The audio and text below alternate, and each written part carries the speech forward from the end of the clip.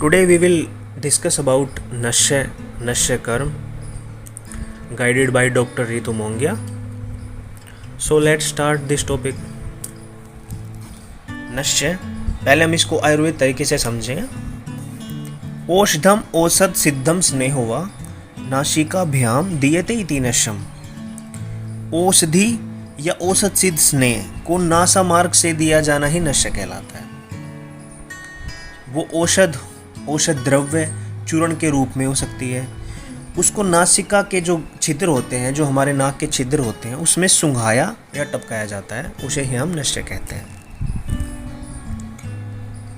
अब हम इसको थोड़ा मॉडर्न व्यू में समझाएं तो unlike the other detox therapies which are focusing on the pacification of particular dose, this therapy is quite unique as it aims at pacification of any disorder in the head and neck region.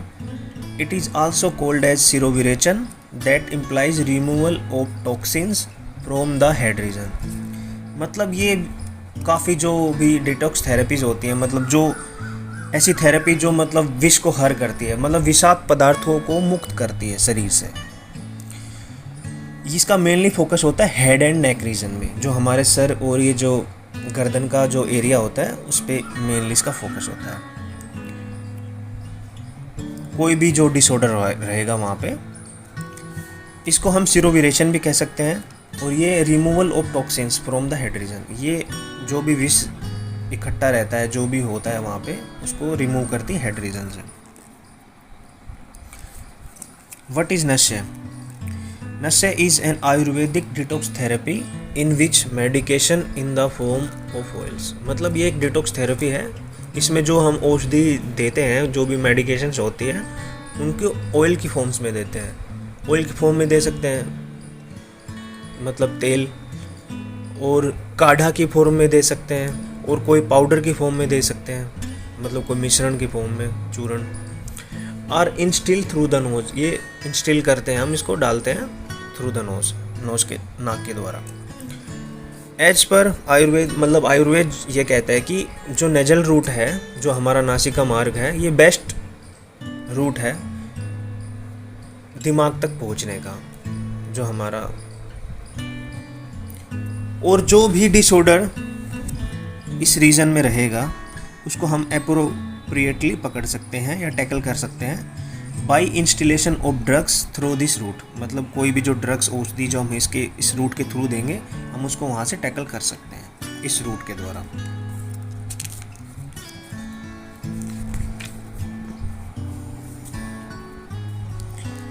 When to go for नश्य, नश्य कब हमें करना चाहिए या हम कब इसको देना चाहिए.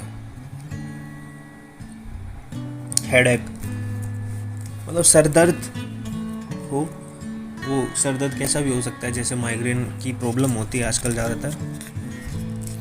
सिनोसाइटिस एक तरह से मतलब साइनस है, जो ज़्यादा म्यूकस इकट्ठा हो जाता है. इसको हम सिरानाल सोथ भी कहते हैं. सर्वाइकल स्पॉन्डाइटिस, ये जो गर्दन का दर्द होता है, मतलब गर्दन की अकड़न या सर दर्द रहता है, ये गठिया का एक प्रकार है. फेशियल पैरालिसिस, आनन घात, चेहरे पर पक्षाघात, मतलब चेहरे का लकवा. फ्रोजन शोल्डर, कंधे की जो अकड़न होती है, उसमें हम नश्य करवाना चाहिए. पार्किंसन डिजीज़, ये एक तरह से इसमें हाथ पैर सून पड़ जाते हैं, ये न्यूरो डिसऑर्डर है. दिमाग सही से काम नहीं करता इसमें, और ये मोस्टली जो 60 या 60 अबोव जो पेशेंट्स होते हैं उनमें देखी जाती है. साइकोलॉजिकल डिसऑर्डर्स, जो मनोवैज्ञानिक जो भी विकार हैं, उन सब में. प्रीमेच्योर ग्रेइंग ऑफ हेयर, मतलब समय से पहले बालों का सफ़ेद होना, हेयर फॉल, बालों का गिरना, इन सब में हम नश्य करवा सकते हैं. नश्य के टाइप्स,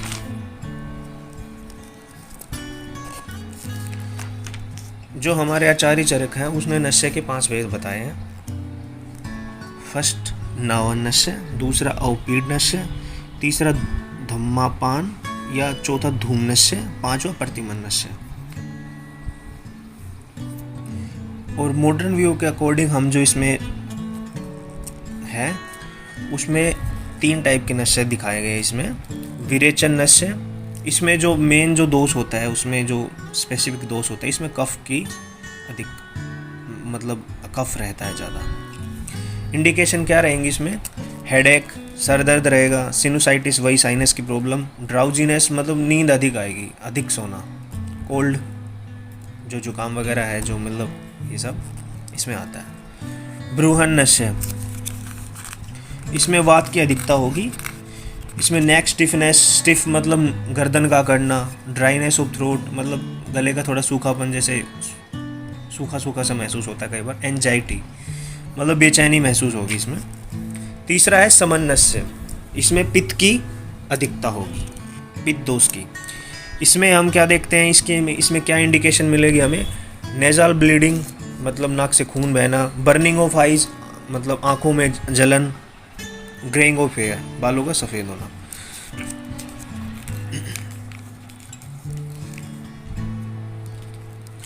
अब हम नस्य के प्रोसीजर्स के बारे में समझते हैं कि नस्य कैसे कराया जाता है और कैसे हम नस्य को आगे समझते हैं अच्छे से। सबसे पहले फर्स्ट इसमें आता है प्रोसीजर जो इसका होगा, पूर्व क्रम। इसको हम प्री प्रोसीजर भी बोलते हैं, मतलब इसको करने से पहले जो हम पूर्व क्रम करते हैं, पहले का जो क्रम करते हैं। Before starting the actual therapy, मतलब जो ये एक्चुअल थेरेपी जो स्टार्ट करने से पहले हम snehan and swedan is done over patient head, neck, face region. मतलब जो स्नेहन या स्वेदन जो हम करेंगे उसके पेशेंट के हेड, सर पे, गर्दन पे और चेहरे पे हम ये थेरेपी करेंगे पहले। This helps in loosening of the accumulated toxins in this region. ये उसको हल्का कर देगा, जो भी वहाँ पे टॉक्सिन्स जमा रहेगा या इकट्ठा रहेगा उसको हल्का कर देगा। Which are expelled out by the upcoming नशे थेरेपी। और जो हम आगे जो नशे थेरेपी करने वाले हैं उसके थ्रू हम इसको एक्सपेल आउट कर देंगे, मतलब बाहर निकाल देंगे। जो भी टॉक्सिन्स वहाँ पे इकट्ठा रहता या जो हुआ है उसको हम एक्सपेल आउट कर देंगे। सेकंड आता है इसमें प्रधान क्रम। आफ्टर द पूर्व क्रम, मतलब जो पूर्व क्रम के बाद, the patient is asked to lie down in a bed. हम पेशेंट को बोलेंगे कि बेड पे लेट जाए। With his hand and legs kept straight, मतलब उसके हाथ और जो पैर है वो बिल्कुल स्ट्रेट होने चाहिए, बिल्कुल सीधे होने चाहिए। His head is maintained eight a lower position by keeping the pillow below the neck. उसका जो सर रहेगा वो थोड़ा सा लोअर रहेगा बॉडी से, और उसमें पिल्लो का कवर दे सकते हैं हम उसको। बिलो द नेक, गर्दन के नीचे हम तकिए यूज कर सकते हैं। Then the medicine is made to flow in to one nostril. फिर हम जो भी हमारा जो औषध द्रव्य या औषधि है उसको हम जो पहले वाला छिद्र है उसमें हम डालेंगे। While the other is kept close, दूसरे को हम बंद कर लेंगे, मतलब एक में डालना है, एक छिद्र को हम बंद कर लेंगे ऐसे। The same process is carried out in the other nostril also. इसके बाद हम यही सेम प्रोसेस करेंगे, जो पहले वाला हमने बंद किया था उसको खोल देंगे और दूसरे वाले को हम नोस्ट्रिल का मतलब जो नोस्ट्रिल रहेगा उसको डालेंगे। For the administration of the drug एक कॉटन स्वैब और ए ड्रॉपर कैन बी यूज। इसको मतलब जो भी ड्रग का जो एडमिनिस्ट्रेट जो हम डाल रहे हैं उसमें हम एक कॉटन स्वैब जो रुई की जैसे पट्टी वगैरह होती है, कोई ड्रॉपर होता है जिससे हम थ्रू डाल रहे हैं, उसको हम प्रयोग में लाते हैं। जो लास्ट आता है इसमें पश्चात क्रम, मतलब post procedure.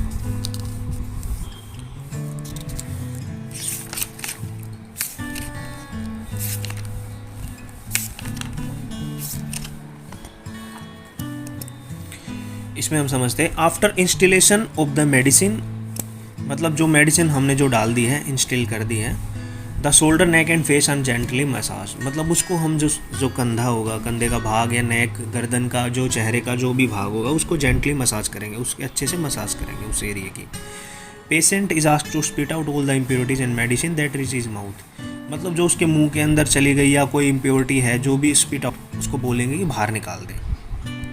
Through his mouth. Swedan should be repeated after the nasha treatment. इसके बाद हम स्वेदन कराएंगे, जो नशा होने के बाद हम इसमें पेशेंट का स्वेदन कराएंगे। इसमें जो पश्चात कर्म में 4 चीज़ें आती हैं, 4 कर्म होते हैं आयुर्वेदिक तरीके से जो हम समझें। नश्यदान में तत्काल करणीय कर्म होता है, दूसरा धूमपान, तीसरा कवल गंडूस और चौथा भोजन आदि व्यवस्था, जो हम भोजन आदि बताएंगे, जो हम डाइट बताएंगे इसके बारे में।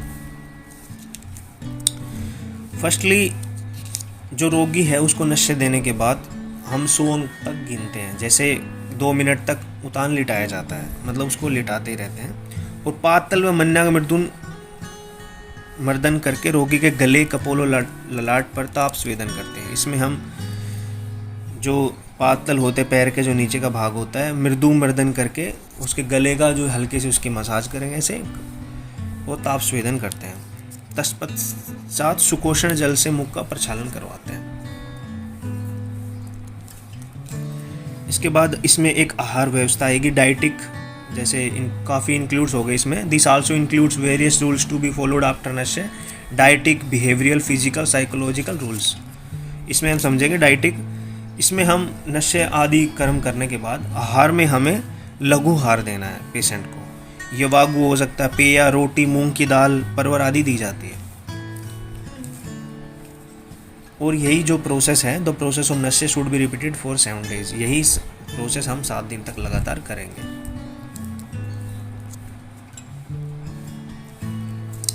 अब हम जो इसका समझते हैं मेडिसिन्स इन नशे, मतलब जो मेडिसिन हम इसमें नशे में यूज़ करते हैं।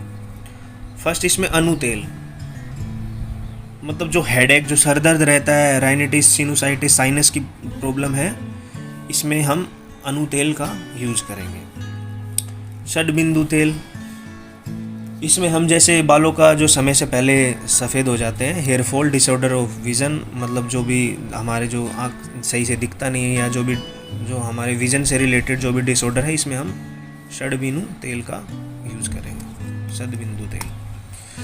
Milk for bleeding condition from knows, मतलब जो नाक से जो खून बहता है उसमें हम दूध का इसमें यूज़ करेंगे।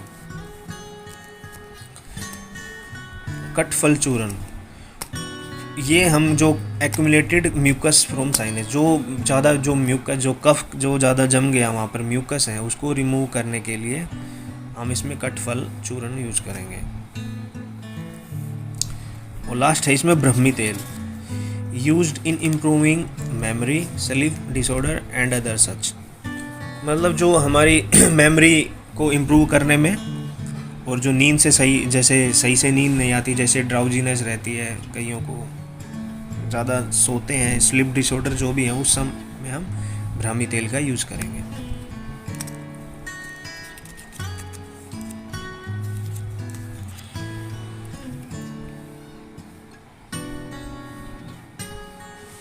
सो आज का ये टॉपिक यही पूरा हो गया है।